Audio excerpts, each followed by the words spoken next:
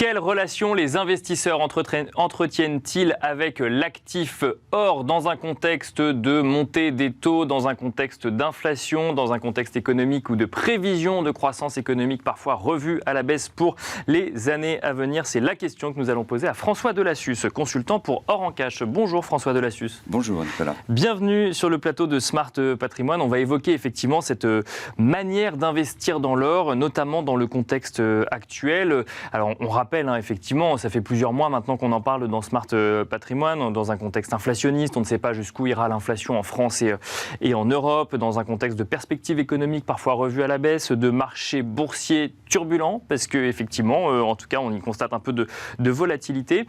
L'or a toujours eu cette vocation de valeur refuge.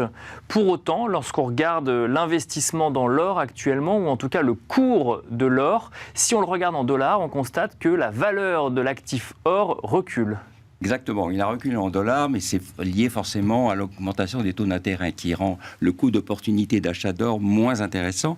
Néanmoins, si on regarde maintenant en euros, sur un an, le cours de l'or, il a progressé de 6%. D'accord. Et pour les gens qui vont investir sur l'or, et en particulier sur l'or physique d'investissement, pièces et lingots, en fait, ils regardent des cycles longs. Ils l'apprécient sur 2, 3 ans, 5, 6 ans.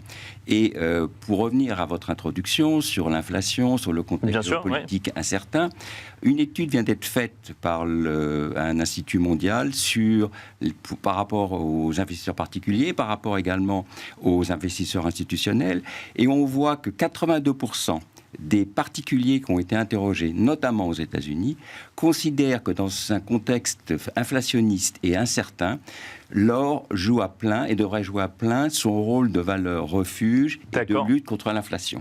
Donc, on s'aperçoit, si vous voulez, que la valeur traditionnelle de l'or comme valeur refuge, et je rappelle que l'or physique d'investissement a un avantage très, très conséquent par rapport aux autres actifs, c'est pour ça qu'il est intéressant dans une diversification, c'est qu'il est sans risque de contrepartie. Donc dans un portefeuille, vous parliez de portefeuille, de patrimoine, d'actifs alternatifs, d'avoir un actif qui n'a pas de risque de contrepartie, ça vous permet justement de bien panacher un investissement avec différents actifs.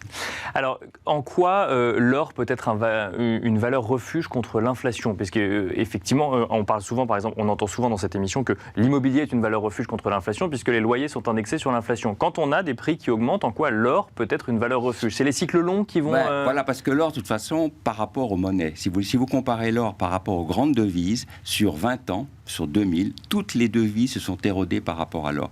L'or n'apporte, si vous voulez, garde sa valeur sur le long terme. C'est ça sa force. Sa force, il peut... Et si on regarde les rendements de l'or par rapport aux autres actifs, on s'aperçoit qu'il performe bien sur 20 ans, sur 10 ans, et aussi bien, par exemple, en euros par rapport à d'autres actifs. Mais c'est vrai que, contrairement aux autres actifs, il n'y a pas de dividendes, il n'y a pas de coupons, mais la valeur de l'or, elle se garde sur le long terme. D'où le fait que... Et puis l'autre avantage qu'il ne faut jamais oublier par rapport à des périodes d'incertitude ou d'inflation, c'est que le prix de l'or s'impose à tout à chacun, partout dans le monde. Ce n'est pas donné à toutes les valeurs. C'est donc c'est le côté aussi très important. Et puis, par rapport aux monnaies, le point aussi que je voulais vous donner, vous avez vu la production de monnaie, qui est énorme dans le monde. Bien sûr, oui. Depuis maintenant 15 ans, 20 ans, la production annuelle d'or, elle croît de 1,4% en moyenne. Ce qui fait que vous avez un actif qui est limité par rapport à une production de monnaie énorme, ce qui explique qu'il devienne une couverture de l'inflation. Donc c'est sa stabilité à tout point de vue, en termes de prix, en termes de quantité émise, qui justifie son rôle de valeur refuge, c'est ça ? Exactement, avec le point que j'ai signalé tout à l'heure, l'absence de risque de contrepartie. Bien sûr. Une fois que vous avez votre or, il est à vous. Et vous n'avez personne d'autre n'est responsable de l'or que de vous-même. Alors expliquez-nous, François Delassus, effectivement, donc, quand on regarde un graphique sur l'évolution du cours de l'or en dollars, l'or perd de la valeur.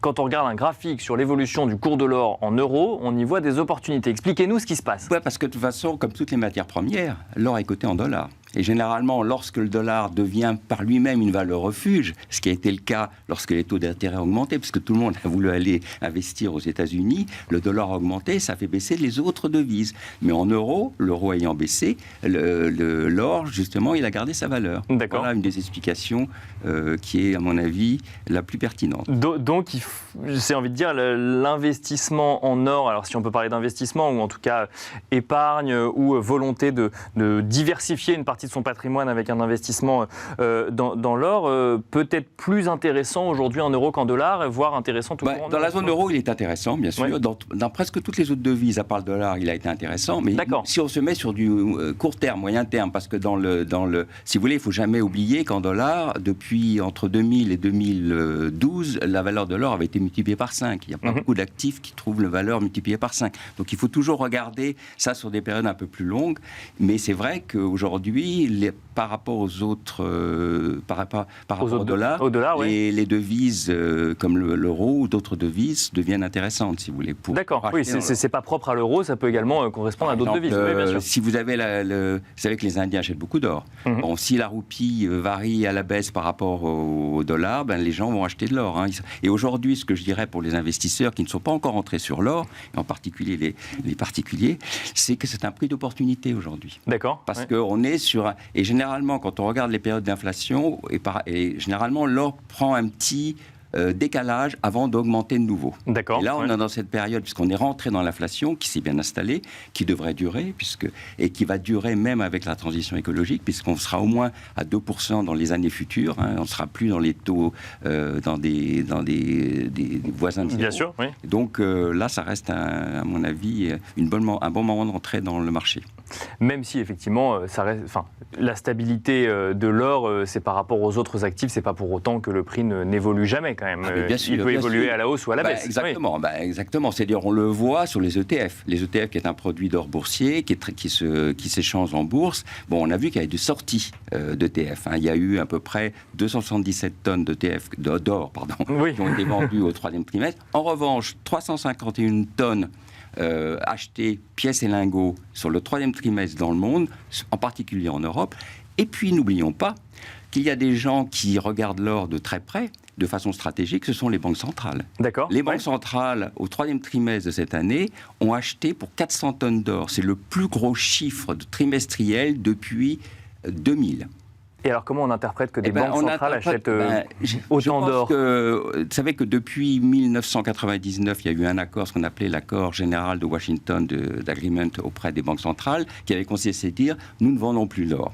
Et si nous vendons de l'or, nous le vendrons sur des quantités prévues. Depuis 2014, ils ont décidé de ne plus vendre. Celles qui ont de l'or le conserve, celles qui n'ont pas assez d'or achètent. En rachètent, d'accord. Et donc l'idée, c'est de diversifier, si vous voulez, leurs réserves stratégiques. Et l'or a l'avantage, que je disais tout à l'heure, d'être une devise internationale. D'accord. Vous avez le dollar, vous avez l'euro, le yen n'est pas encore une devise internationale. L'or a l'avantage, que j'ai dit tout à l'heure, d'être reconnu partout.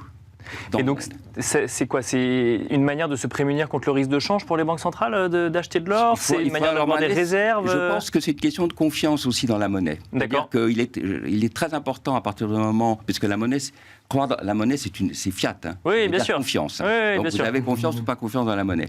Et le fait d'avoir dans des réserves de l'or, centrales de l'or, c'est un moyen pour les banques de diversifier. Bien sûr, alors même qu'il y a eu effectivement... Et d'avoir aussi cette valeur de l'or qui est très importante, simplement compte tenu du volume global financier dans le monde. L'or n'est pas suffisant, si vous voulez. Donc il faut, parce qu'autrefois, tout le monde avait les talons d'or. On l'a quitté pour des raisons assez évidentes d'expansionnisme monétaire. Hein. Donc c'est une manière, en fait, d'avoir un bilan solide quand on est une banque centrale, de dire qu'on a de l'or dans ses réserves. C'est ma vision. Maintenant, d'accord. Il faudrait poser ça aux banques Bien sûr. Non, mais ce que je voulais dire là-dedans, c'est que si vous voyez les banques centrales qui ont de l'or, quand vous êtes un chef de famille... On peut se poser la question, pourquoi moi je mettrais un peu d'or dans mon portefeuille ? C'était la question que j'allais vous poser. Qu'est-ce qu'on fait de cette information quand on est investisseur particulier ? Est-ce que du coup, ça veut dire qu'il faut avoir dans son patrimoine de manière globale, donc diversifiée, un peu d'or actuellement ? Vous savez, les experts suisses, qui sont connus comme étant c'est un pays d'or, la Suisse. C'est pas simplement un pays de coffre-fort, mais c'est également un pays d'or. Généralement, ils disent qu'il faut mettre entre 5 et 10% d'or dans son patrimoine. Et puis aujourd'hui, ce qu'il faut savoir aussi, c'est qu'en France, pour un particulier, c'est assez facile de rentrer sur le marché. Vous pouvez commencer à entrer en achetant un lingotin de 2,5 grammes d'or. Ça fait 160 € aujourd'hui. Donc c'est Ça, on ne le possède pas physiquement. Ça, vous pouvez le posséder physiquement, bien sûr. Bien sûr. Okay. L'idée, c'est soit vous demandez à le faire conserver, mais pour un 2,5, c'est mieux de l'avoir chez vous, parce que c'est quand même pas quelque chose qui va vous poser des problèmes de sécurité. Mais vous pouvez très bien demander également de faire garder votre or et à tout moment demander la livraison à l'agence pour pouvoir le récupérer à l'agence chez les opérateurs. En fait. Une question naïve, mais que certains doivent se poser. Quand on garde son or chez soi, est-ce qu'il y a un risque est-ce qu'il suit la même variation de cours, la même variation de prix que si jamais il était conservé ailleurs? Est-ce qu'il y a des notions de conservation spécifiques quand on achète de l'or? Non, pas du tout, parce que l'idée, c'est que le cours de l'or, généralement, il suit au plus près, si vous voulez, c'est un cours mondial qui évolue. D'accord, oui. Avoir son or chez soi.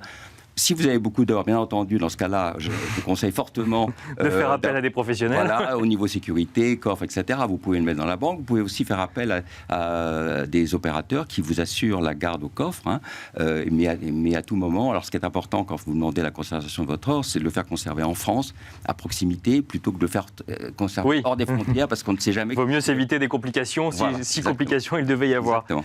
Merci beaucoup François de la Suze d'être venu sur le plateau de Smart Patrimoine. Je rappelle que vous êtes consultant pour Or en Cash. Merci beaucoup. Merci. Merci à vous également de nous avoir suivis et je vous donne rendez-vous tout de suite dans Enjeux Patrimoine.